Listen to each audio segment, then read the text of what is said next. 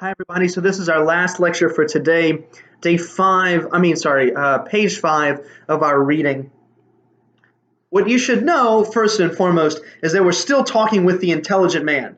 So after that quarrel that happened a few pages ago, or maybe it was the last page, we saw that our main character moved seats, and now he's next to a new neighbor, and he's having a conversation about, well, life and existence and the nature of this place that they are now trying to depart from.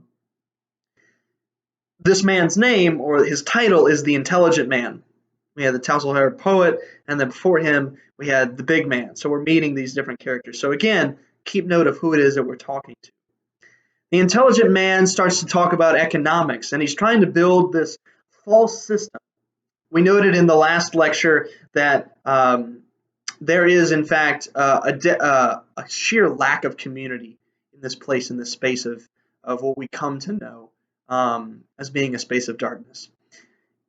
To fix this lack of community, the intelligent man suggests that we need to have economics, some sort of a real thing that would drive an economy, which may confuse us because earlier on we saw currency being exchanged. Remember the woman that was standing in line didn't feel like she was going to get a spot on, and somebody said 5 bob to change places, and you heard the chink of coins in the story.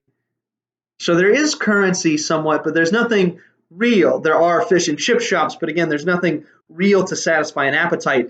There are, as we see here, houses that don't actually keep out rain. And so what the intelligent man is suggesting is that if we can find something real to base an economy on, then, well, everything's going to be just okay. Everybody's going to come back into community because they have to be next to each other in order to be able to experience some kind of a reality.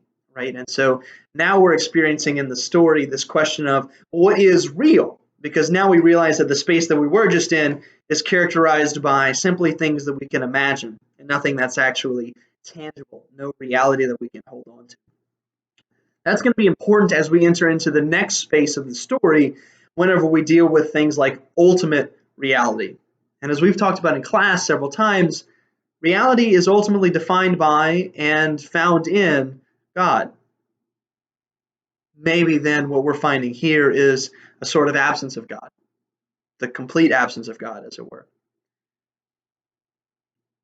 This absence of God has real consequences, as we can see in the fears that these ghosts have about what might happen when night actually comes. And the night, as we'll come to find out, is the end of time. What happens when night actually does fall on this place? And nobody's actually sure what happens, but everybody knows that they're scared. And that's an important thing to understand, is that these spirits, just like the rest of us, don't know what happens at the end of time, but they are afraid of it. And especially for these people that are dwelling in absence of God, in absence of things that are real, they're not sure how they're going to be protected at the end of time. And again, they're trying to find all these different reasons, all these different explanations, and all these different ways to make reality come to them, when at the end of the day, they actually have to go and find reality for themselves, right? And go to reality on its terms and not bring reality down to their terms. That's all that I have for today, guys. I hope that the lectures have been helpful for you, and I hope that you've been able to follow along with this really great book. Again, please be reading along with this. These lectures are not meant to stand in place of you reading, but rather serving to explain some things that might otherwise be a bit confusing. Anyway, I hope that they've been helpful, and I hope that you have a great rest of your day. Bye, everybody.